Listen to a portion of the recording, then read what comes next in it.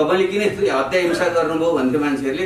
खास गरी पश्चिमाहरूलाई चाहिँ युरोप र अमेरिकाका मान्छेहरूलाई, वर्ल्ड ब्याङ्कका मान्छेहरूलाई मैले भने यो क्रान्ति नभइकन, हत्या हिंसा नभइकन कुन देश अगाडि बढाएको छ भन त भन्थे मैले। क्या चिसो भनेको कोका कोला भने जस्तै लोकतन्त्र भनेको चुनाव भन्ने अर्थमा जसरी अहिले दमनजीले भनिसक्नु भएको छ, चुनाव मात्रै लोकतन्त्र होइन, यो चाहिँ प्रतिनिधि सभाको मात्र विघटन होइन, यो संविधानकै यो विघटन हो, लोकतन्त्रको प्रकारान्तरिक विघटन हो र यो प्रतिगमनतर्फको यात्रा।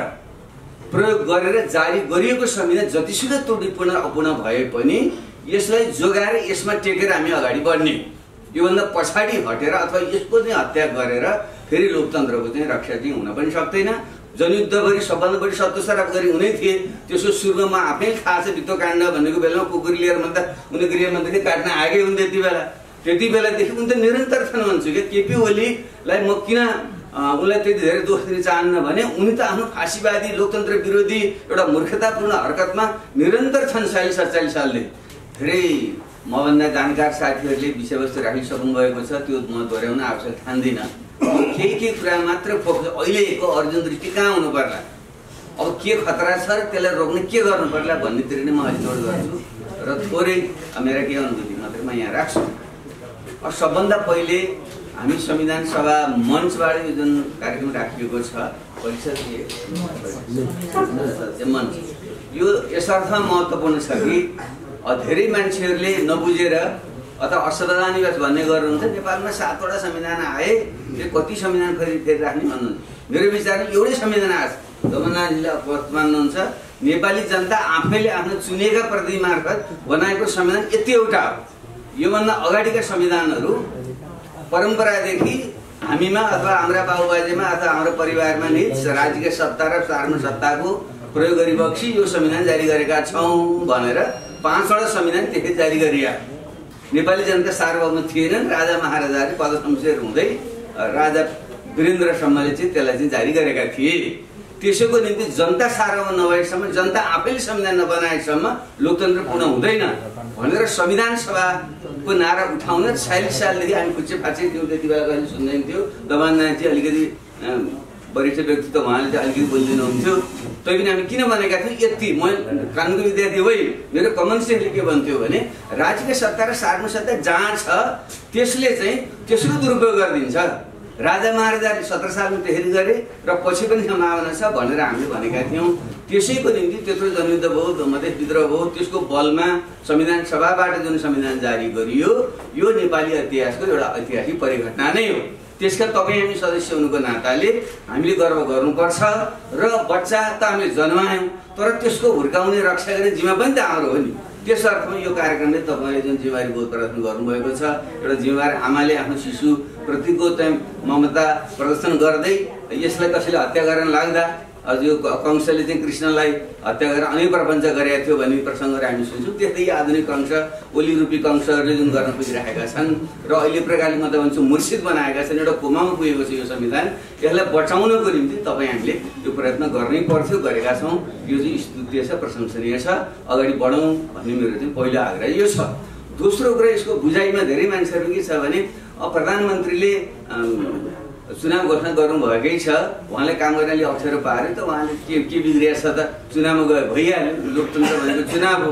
मैले अस्ति पनि भनेको थिएँ हामी विज्ञापन सुन्ने गर्छौँ, चिसो भनेको कोका कोला भने जस्तै लोकतन्त्र भनेको चुनाव भन्ने अर्थमा जसरी अहिले दमनजीले भनिसक्नु भएको छ, चुनाव मात्रै लोकतन्त्र होइन, त्यसको चाहिँ अन्तर्य हो, त्यसको परिज्ञा हो, बुद्धि हो, सब मिलेको मात्रै लोकतान्त्रिक चुनाव हुन्छ। त्यस अर्थमा यो तानाशाहहरूले आफ्ना निरङ्कुश प्रवृत्तिलाई ढाकछोप गर्नको निम्ति चुनावको चाहिँ बहाना जहिले पनि गर्छन्। संसारभरिका तानाशाहहरू जसले लोकतन्त्रको हत्या गरेका छन्, प्रतिनिधि सभाको चाहिँ विघटन गरेका छन्, तिनीहरूले सधैँ यो भन्ने गरेका छन्। त्यसैले चुनाव घोषणा गर्ने बित्तिकै अब त्यहाँ गएपछि लोकतन्त्र ट्र्याकमा आउँछ भनेर बुझ्नु बिल्कुल गलत चाहिँ हुन्छ, त्यति सहज छैन।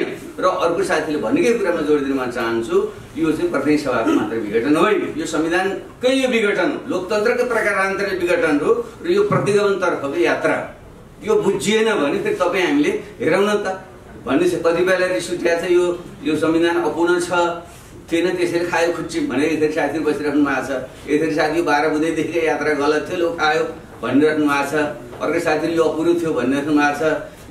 अलिक क्रान्तिकारी अग्रगामी कोणबाट भने पक्षगामी कोणबाट त उनीहरूलाई मन परेकै थिएन, यो चाहिँ भतियोको राम्रै भयो भनेर भनिरहेका छन्। त्यसैले यति बेला आरोप प्रत्यारोप गर्ने बेला होइन मेरो भनाइ यो। यसको समीक्षा पछि गरौँला। मुख्य कुरा के हो भने यो जनतामा निहित सार्वभौम सत्ता प्रयोग गरेर जारी गरिएको संविधान जतिसुकै त्रुटिपूर्ण अपूर्ण भए पनि यसलाई जोगाएर यसमा टेकेर हामी अगाडि बढ्ने, योभन्दा पछाडि हटेर अथवा यसको चाहिँ हत्या गरेर फेरि लोकतन्त्रको चाहिँ रक्षा चाहिँ हुन पनि सक्दैन। र योभन्दा धेरै ठुलो बलिदान हामीले यो त दशौं हजारको बलिदानबाट प्राप्त हो नि त्यो। त्यसले अब यो गुम्यो भने हामीले चाहिँ अझ त्यो मात्रै होइन, म त भन्छु भन्नै सकिँदैन, दशौं हजार मात्रै लाखौँको बलिदान पनि दिनुपर्ने स्थिति पनि आउनु पनि सक्छ। त्यसो भएको हुनाले यसलाई हामी सबैले गम्भीरतापूर्वक लिउँ भन्ने मेरो चाहिँ दोहोरो चाहिँ आग्रह छ। अब तेस्रो परिघटनाहरू के होलान् भन्ने छ। म त बडो डरलाग्दो दृश्य देखिरहेको छु। तपाईँ उहाँले भन्नुभएको छ संवैधानिक मात्रै कुरा मलाई त ठिकै हो, यो संविधानले केही व्याख्या तर्क गरेर त यसलाई जायज ठहराउने ठाउँै छैन। अधिवक्ता साथीहरूले भनिसक्नु भएको छ। हामी त चाहिँ संविधान सभामा चाहिँ प्रत्येक बहसमा छलफल गरेर आएका मान्छेहरू, म त पछिल्लोचोटि चाहिँ संविधान समितिको सभापति मात्रै पनि भएको नाताले संवैधानिक कानुनी हिसाबले शब्द केलाएको हिसाबले त यसलाई जायज गर्ने ठाउँ कहीँ पनि छैन। त प्रश्न फेरि के आउँछ भने मुख्य कुरो भनेको त फेरि राजनीति नै हो। संविधान भनेको पनि राजनीतिक शक्तिसँगको दस्तावेज हो। संविधान भनेको कानुन मात्रै दस्तावेज होइन, यो चाहिँ लिगल पोलिटिकल डकुमेन्ट हो। र त्यसको निर्माण चाहिँ तत्काल विद्यमान समाजमा विद्यमान जुन शक्ति सम्बन्ध हुन्छ, वर्गीय जातीय क्षेत्रीय लैङ्गिक सम्बन्ध हुन्छ, त्यसको आधारमा त्यो अधिकारहरूलाई लिखत गर्ने चाहिँ दस्तावेज हो। त्यसो भएको हुनाले हिजोको क्रान्तिकारी उभार भएको बेलामा खास गरी माओवादी जनयुद्धले जुन तलदेखि विद्रोह चाहिँ जन्माएको थियो, मान्छेले जागृत गराएको थियो, यसको अपूर्णताले मधेस आन्दोलन, थारू विद्रोह लगायतकाले पूरक रूपमा काम गरेका थिए। अब अहिले त्यो एकदम ओझेलमा परेको चाहिँ अवस्था छ। हामी कहाँ मात्रै होइन, 21औं शताब्दीको दोस्रो दशकसम्म आइपुग्दा विश्वमा एउटा प्रतिक्रान्तिको लहरतिर ट्रम्पहरूदेखि जन्मेका होइन, बोल्सोनारोदेखि लिएर विश्वभरिका तानाशाह हाम्रै छिमेकका प्रवृत्ति तपाईँले हेर्नुभयो भने सबै लोकतन्त्र विरोधी पश्चिमतिरका यात्रा छन्। र केपी ओली किन आए भन्नुभयो भने यही लहरान्तर केपी ओली उनले मिल्काइका पात्र हुन्। केपी ओली त उनले पहिले संविधान क्षमता बढाइरहेका मान्छे हो नि त। तिनी उनलाई त ठुलो प्रतिशोध लिनु थियो। जनयुद्धभरि सबभन्दा बढी सत्तासराप गरी हुनै थिए। त्यसको सुरुमा आफै थाहा छ वित्तकाण्ड भनेको बेलामा कुकुरी लिएर भन्दा उनी गृहमन्त्रीले काट्न आएकै हुन्। त्यति बेलादेखि उनी त निरन्तर छन् भन्छु कि केपी ओलीलाई म किन उनलाई त्यति धेरै दोष दिन चाहन्न भने उनी त आफ्नो फाँसीवादी लोकतन्त्र विरोधी एउटा मूर्खतापूर्ण हरकतमा निरन्तर छन्। 47 सालदेखि जेलमा बसेको कुरा एउटा बेग्लै पाठ हो।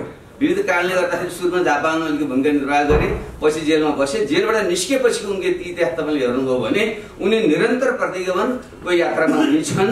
र जुन क्रान्तिकारी आन्दोलन भए यसको सबभन्दा प्रखर विरोधी उनी थिए। नेपालका जुन मुख्य लोकतन्त्रका मुद्दा थिए त्यसका विरोधी उनी नै थिए। राष्ट्रियताका मुद्दामा सबभन्दा राष्ट्रघाती मान्छे तिनै थिए। तर विडम्बना के भयो भने तपाईँ हामीले क्रान्तिकारीहरूले, परिवर्तनकामीहरूले हामीले चाहिँ एउटा सजगता अप्नाउन नसक्दा यस्ता चाहिँ इतिहासबाट चाहिँ फ्याँकिनु पर्ने, मिल्काइनु पर्ने पात्र फेरि चाहिँ क्रान्तिकारी परिवर्तन पछिको अवस्थामा उनको आफ्नो नेतृत्व गर्यो। यो किन यो भयो भने जहिले सुकै नै क्रान्तिकारी परिवर्तन पछि त्यसलाई संस्थागत गर्नको निम्ति जो क्रान्तिकारी परिवर्तनकामी शक्ति हुन्छन् तिनीहरूको हातमा केही दशक राज्य सत्ता हुनुपर्छ। अनि तिनीहरूले बल्ल त्यसलाई संस्थागत गर्छ। किन यो त खालि दस्तावेज र नीतिगत दिशानिर्देश नै गरेको संविधानले। त्यस अनुसारले कानुनहरू बनाउने कुरा, राज्यका विभिन्न अङ्गहरूलाई चाहिँ फेरि रूपान्तरण गरेर संस्थाहरू निर्माण गरेर इन्स्टिट्युसन बिल्डिङ गर्ने कुरा, यो नभइकन विकास समृद्धि र लोकतन्त्र स्थायित्व पाउँदैन। युरोप र अमेरिकाभरिको उदाहरण त्यही हो। जहाँसुकै पनि क्रान्ति परिवर्तन भएको छ, संविधान सभाबाट संविधान बनेको छ, त्यसपछिको केही कालखण्ड पुरा जमानातिर कुरातिर नरह्यौँ, युरोप र अमेरिकाको कुरा नगरौँ, पछिल्लोचोटि भएका जो भारतकै कुरा तपाईँले हेर्नुभयो भने त्यहाँ पनि त संविधान सभाबाट भले हाम्रो जस्तो बनायो होइन, बिल्कुल सही भन्नु साथीहरूले, हाम्रो जस्तो यस्तो प्रतिनिधित्वपूर्ण संविधान सभा विश्वमा कहिले पनि भएकै थिएन।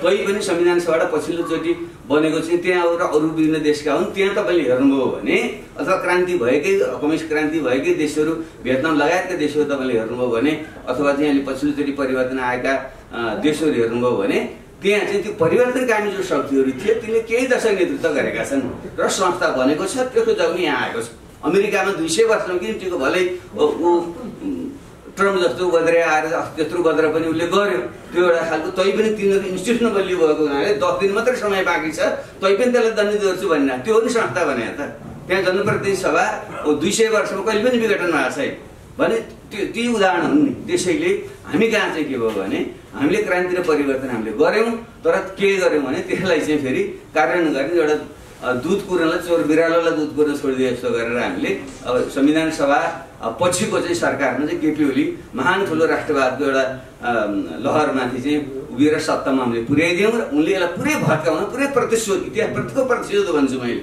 त्यस ढङ्गले उनी चाहिँ आएका हुन्। त्यसैले यो यत्तिकै यहाँ यो रोकिनेवाला छैन र आगामी दिनमा झन् बढी चाहिँ दुर्घटनाहरू देशमा हुनेवाला छन् र अन्ततः यो संविधानलाई पूर्ण रूपले खारिज उनले नगरेसम्म र यो हाम्रो प्राप्त गरेका जुन उपलब्धि ती नउल्टिएसम्म यो रोक्नेवालै छैन। किन पहिरो त गयो, ठुलो चाहिँ तपाईँले ढुङ्गो चाहिँ त्यहाँ निकालिएपछि पहिरो कसरी जान्छ भने तपाईँ थाम्नै सक्नुहुन्न, पिनै पुगेर तलै पुगेर मात्रै त्यो रोकिन्छ भने यस्तो खतराको अवस्थामा चाहिँ हामी छौँ। त्यसै भएको हुनाले यसलाई चाहिँ सबैले गम्भीरतापूर्वक लियौँ र यस्ता पात्रहरू किन आउँछन् भने हाम्रो समाज यो म अलि पछाडि आउँछु, जबसम्म यो आर्थिक सामाजिक सांस्कृतिक बनोट पनि त्यही अनुरूपको हुँदैन त्यति बेलासम्म यस्ता परिघटना भइराख्ने, क्रान्तिपछि प्रतिक्रान्ति, प्रतिक्रान्ति फेरि क्रान्ति हुने इतिहासको नियमै हो। हामी नेपालीहरू एउटा बानी मैले सुरुदेखि यो क्रान्ति जनयुद्धपछि आउने बेलैदेखि निरन्तर भन्ने गर्थेँ, तपाईँले किन यस्तो हत्या हिंसा गर्नुभयो भन्थ्यो मान्छेहरूले, खास गरी पश्चिमाहरूलाई चाहिँ युरोप र अमेरिकाका मान्छेहरूलाई, वर्ल्ड ब्याङ्कका मान्छेहरूलाई। मैले भने यो क्रान्ति नभइकन हत्या हिंसा नभइकन कुन देश अगाडि बढाएको छ भन त भन्थेँ मैले। क्या अमेरिकामा कति लाख मान्छे मरेका थिए, युरोपमा कति लाख मान्छे मरेका थिए, त्यो चाहिँ ठिक थियो भन्न खोजेको होइन, तर 100-150 वर्ष थियो तपाईँले त्यो बिर्सनुभयो। हामी ढिलो गयौँ, हाम्रो गल्ती नेपाली गल्ती भनेको ढिलो क्रान्ति गऱ्यौँ हामीले र ढिलो क्रान्ति पनि अपूर्ण क्रान्ति गऱ्यौँ, हलाल क्रान्ति गऱ्यौँ, पुरै छिनाल क्रान्ति हामीले गर्न सकेनौँ। त्यसको पीडा हो भन्थ्यो। म त्यही भन्छु, यस्ता पात्रहरू आइराख्ने यस्तो भइराख्नुको पछाडि एउटा आम नियम त क्रान्तिपछि प्रतिक्रान्ति हुँदै एउटा श्रृङ्खलाबाटै समाज अगाडि बढ्ने हो। त्यसलाई चाहिँ तपाईँले कहिले खाली गर्न सक्नुहुन्न।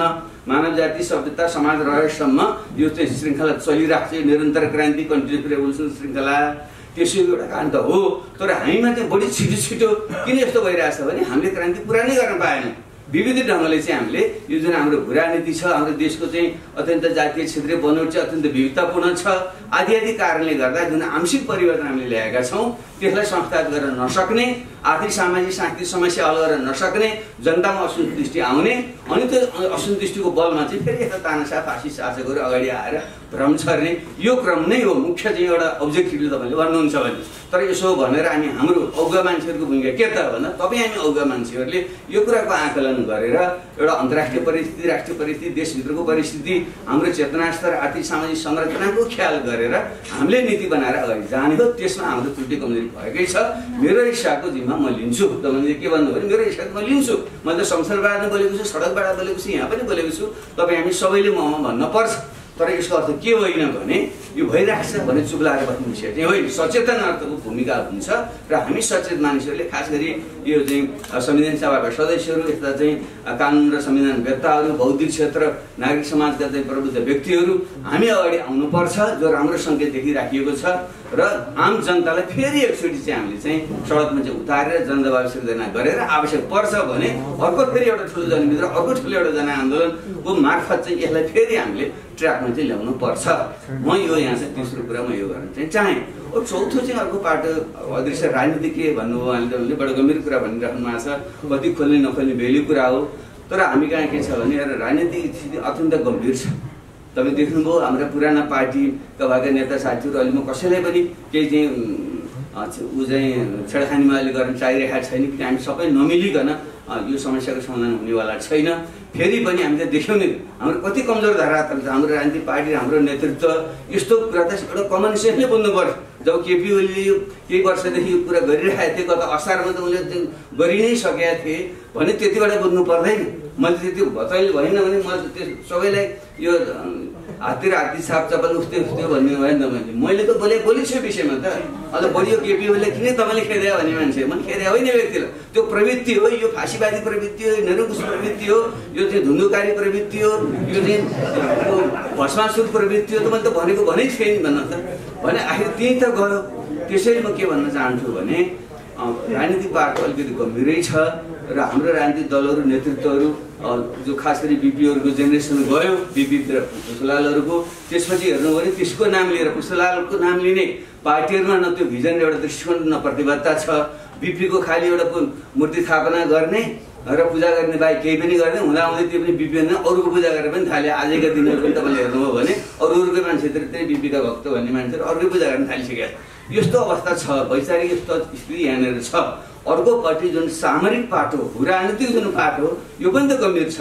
यसै पनि हामी ढङ्गको तुरुन्त भनेर पहिलेदेखि नै हुनै पर्थ्यो, समस्या हामी झेल्नै पर्थ्यो भने पछिल्लो चरणमा जुन ढङ्गले यो क्षेत्रमा एउटा पहिलो विश्वको चाहिँ अर्थतन्त्र एउटा उत्तर बन्दैछ, अब दक्षिण चाहिँ तेस्रो अर्थतन्त्र बन्दैछ, अमेरिका दोस्रो अर्थतन्त्र रूपमा कायम हुनेवालै छ भने उनीहरूको जुन त्रिपक्षीय खिचातानी यहाँनिर छ त्यसमा चाहिँ उनीहरूले यसमा चलखेल गर्दै माने भन्नै हुँदैन। त्यो प्रधान होइन, प्रधान हामी आन्तरिकै हो। तर तपाईँ हामीले यस्तै शासकहरूलाई अगाडि सार्छौँ र तपाईँ हामी त्यो दृष्टि स्पष्ट चाहिँ एउटा भिजन चाहिँ हुँदैन र सतर्कता हुँदैन भने भित्र र बाहिरी चिजहरू गजमजिएर चाहिँ तपाईँ हामीले चाहिँ सोचे भन्दा बटु अत्यन्त दुर्घटनापूर्ण दिशातिर देश जानु पनि सक्छ। त्यसो भएको हुनाले यति बेला कुनै पनि आवेगमा नआइकन यो आन्तरिक शक्तिलाई पहिले मजबुत गर्ने, केपी ओली बाहेकका फाँसीवादी बाहेकका सबै शक्ति एक ठाउँ कसरी आउने त्यतापट्टि जाउँ। हाम्रो समस्या पछि गरौँला भन्छु मैले। अहिले यो र ऊ भन्ने साथीले भनिरहनु भएको छ, त्यसो नगरौँ। हामी सबै एक ठाउँ नआइकन, पार्टीहरू एक ठाउँ नआएसम्म, नागरिक समाज अगाडि नआएसम्म आम जनता चाहिँ जोडिँदैन। विगतको इतिहास पनि त्यही छ। त्यसले अहिले पनि त्यो गम्भीरताले ध्यान दिएर त्यो गरौँ र अर्को जुन अन्तर्राष्ट्रिय आयाम छ त्यतापट्टि संवेदनशील हुँदै हामी तिनवटा मुख्य शक्तिहरूको चासो सामरिक द्वन्द्व नेपालमा आगामी दिनमा बढेर जानेछ। अन्तर्यमा तिनीहरूको हात छ। तिनीहरूलाई पनि हामीले नजिस्काइकन नबिजुलाइकन एउटा सन्तुलित खालको सम्बन्ध चाहिँ राखेर हाम्रो यो लोकतन्त्र गणतन्त्र संहिताको रक्षा गरेर हामी शान्ति समृद्धि दिशामा जान्छौँ। हामी कसैको अहितमा हामी काम गर्दैनौँ भन्ने विश्वास हामी सबैलाई दिलाएर हामीले हाम्रो समाधान खोज्नुपर्छ। त्यतापट्टि चाहिँ हाम्रो भूमिका रहोस् र दमनजी जस्ता जो स्थापित व्यक्तित्वहरू हुनुहुन्छ, नागरिक समाज अगुवा हुनुहुन्छ, हामी सबैका चाहिँ आदरणीय व्यक्तित्व हुनुहुन्छ, उहाँहरूले यसमा चाहिँ पहल दिनुपर्छ। त्यसो होस् भन्ने चाहिँ म चाहिँ चाहन्छु। अब म अन्त्यमा साथीहरू के आग्रह गर्न चाहन्छु भने अब म अलिकति थोरै स्पष्टीकरण उहाँले अलिकति दमनजी जस्तो व्यक्तित्वले भन्न कस्तो नमिठो हुँदो कहिले यो तैँले पनि त्यो विघटन गरेका थिइस् भनिदिनु भयो। अब यो बडो मैले अब पहिलो संविधान सभा त विघटन भएकै छैन, त्यो त अदालतको फैसला स्वत मरेको हो। त्यसलाई बचाउनलाई मैले कति हार गरेँ, कति उ गरेँ। खुमाजी लगाएर साथीहरू चाहिँ जिउँदै हुनुहुन्छ, एकदम अगाडि नै हुनुहुन्छ। त्यो कति गर्दा गर्दै पनि त्यही अदालतलाई प्रयोग गरेर कसरी चाहिँ त्यो चलखेल त्यहाँ गरियो र बचाउन सकिएन, त्यो मृत्युवरण गर्यो। बरु संविधान सभा जस्तै 14 सालमा बिपीहरूले बचाउन सक्नु भएको थिएन, बचाउनुपर्छ। आफू सरकार छोडेर सत्ता छोडेर भए पनि बचाउनुपर्छ भनेर त्याग पो गरे जस्तो पो लाग्छ मलाई त। र संविधान सभाको चुनाव घोषणा नगरेको भए के हुन्थ्यो? नगरेको भए 14 सालपछि जसरी गएको गए हो फेरि जान सक्थ्यो। धेरै मान्छेले चाहिरहेको थिएन यी मान्छे अहिले आएर जे गरे ती मान्छे त्यही त्यो गिद्धले त्यहाँ लास पुरेर बस्छ नि, त्यस्तो गरी पुरेर बसिरहेको थिएँ। कति बेला यो मर्छ र अनि यसलाई ठुङ्गो भनिरहेको थिएँ भने यसलाई बचाउनुपर्छ भनेर बरु मैले त केही नभने लो कहीँ नभएको कुरो, हुन नसक्ने कुरो, गर्न नहुने कुरो गरेर भने लो गराउ चुनाव, तर चुनाव चाहिँ हुनुपर्छ भनेर बसिया हो नि त। त्यसो भएको हुनाले त्यो सत्य होइन। तपाईँ यहाँ जस्तो व्यक्तित्वहरू साथीहरूले यो कुराहरू चाहिँ नगरिदिनु होला भन्ने मेरो आग्रह छ। किनकि के हुन्छ भने एउटा कुरो दोहोऱ्याएपछि धेरै मान्छेलाई चाहिँ तथ्य थाहा हुँदैन, अनि भनेको भने गरेपछि चोर साधु चोर चाहिँ हुन पुग्छ। त्यसले यस्तो चाहिँ नहोस् भन्ने मेरो आग्रह हो। र मैले अन्तिममा साथीसँग आग्रह गर्न चाहन्छु, फेरि पनि हामीले हिम्मत हार्नु हुँदैन। कुनै पनि समस्याको समाधान हुन्छ, यसो समाधान खोज्नुपर्छ। त्यसको निम्ति किन्तु परन्तु आदि इत्यादि अब केही पनि नगरौँ। यो जुन प्रतिनिधि सभा छ यो प्रतिनिधि सभालाई सुचारू गर्नुको विकल्प छैन। म पुनर्स्थापना विमुक्तमा पनि म किन भन्न चाहन्छु, यो मर्या चाहिँ छैन। यसलाई मार्न खोजे घन प्रहार उनले गरेकै छन्। यो मूर्छित भएर बसेको चाहिँ अवस्था छ। त्यसले यसलाई सहिलो तरिका चाहिँ अदालतबाटै हो। अदालतले चाहिँ कानुनी ढङ्गले संवैधानिक ढङ्गले अक्षरहरू केलाएर जुन फैसला गर्छ त्यहाँ चाहिँ म पुरै आधारमा त्यहाँ देख्छु साथीहरू चाहिँ हामी त्रिपाठीजी लगायतका साथीहरू पनि त्यसमा मुद्दाले लागिराख्नु भएको छ। दमनजी जस्ता व्यक्तित्वहरूको पनि त्यो भूमिका भयो भने प्रधान न्यायाधीश जुन बोलिराख्नु भएको छ, सबैतिरबाट चाहिँ एउटा नैतिक दबाब बन्यो भने सबभन्दा सहिलो बाटो त्यही हुनसक्छ, त्यही होस्। अब कथम कदाचित त्यो हुन सकेन भने पनि यो जनप्रतिनिधि सभा मर्न सक्दैन। हामी सबैलाई थाहा छैन। यो चाहिँ हामी विगतको परम्पराबाट विश्वका पनि अनुभवबाट सिकेर जनताको प्रतिनिधि सभा विहीन अवस्था पार्नु हुँदैन। लोकतन्त्र भनेको चाहिँ विधायिका व्यवस्थापिका नै भन्न चाहन्छौँ हामी त। संसद व्यवस्थापिका भन्ने नाम राखियो, त्यो कहिले पनि मर्दैन, मर्न दिनु हुँदैन। त्यसको माता त अरू सबै हुनुपर्छ भन्ने हाम्रो मान्यता थियो। त्यही मान्यतामा यो बनाइएको हुनाले यो चाहिँ प्रतिनिधि सभालाई सुचारू गरेर हामीले नै अगाडि बढ्नुपर्छ। जसरी चाहिँ डोनाल्ड ट्रम्पलाई अहिले 10 दिनको राष्ट्रपतिले इम्पिच गर्न खोजिरहेको छ, त्यहाँको चाहिँ सिनेट र हाउस अफ रिप्रेजेन्टेटिभले हाम्रो नेपाल पनि यो प्रतिनिधि सभालाई सुचारू गरेर हामीले चाहिँ यसलाई जुन असंवैधानिक निर्णय छ यसलाई खारेज गर्ने र यस्ता असंवैधानिक गलत हरकत गर्ने क्रान्तिकारी हरकत गर्नेहरूलाई चाहिँ उचित चाहिँ कानुन संविधान बमोजिम दण्ड दिने दिशातिर चाहिँ हामी जानुपर्छ र यसलाई ट्र्याकमा लिएर अगाडि बढ्नुपर्छ भन्ने चाहिँ मलाई लाग्छ। तर त्यसको निम्ति तपाईँ हामीले नै एउटा संयुक्त आवाज उठाएनौँ, आम जनता लाखौँ जनतालाई फेरि सडकमा उतारेनौँ र नेपाली जनता र विदेशी शक्तिहरूलाई पनि तिमीले जतिसुकै यिनीहरूले खेलाउन खोजे पनि आफ्नो चाहिँ पपेटहरू मार्फत क्षणिक माइक्रो म्यानेजमेन्ट गरेर प्रयोग गर्न खोजे पनि अन्ततः नेपाली जनताले आफ्नो अधिकार छोड्दैन भने देखाउनुको निम्ति चाहिँ हामीले सडकबाट सङ्घर्ष हामीले चाहिँ तताउनै पर्छ र हाम्रो मिडिया जगतले र नागरिक समाजले जुन भूमिका खेलेको छ त्यसलाई अझ बढाएर लानुपर्छ। त्यसो हुन सक्यो भने भोलि प्रतियोगितामा हामी परास्त गर्न सक्छौँ र नेपालको लोकतन्त्र गणतन्त्र सुरक्षित रहन्छ। त्यसले यो अभियान जारी रहोस् र जो साथीहरूले यो काम कार्य सुरु गर्नुभएको छ निरन्तर जारी रहोस्, यही शुभकामना दिँदै म आफ्नो समय अन्त्य गर्छु। धन्यवाद, नमस्कार।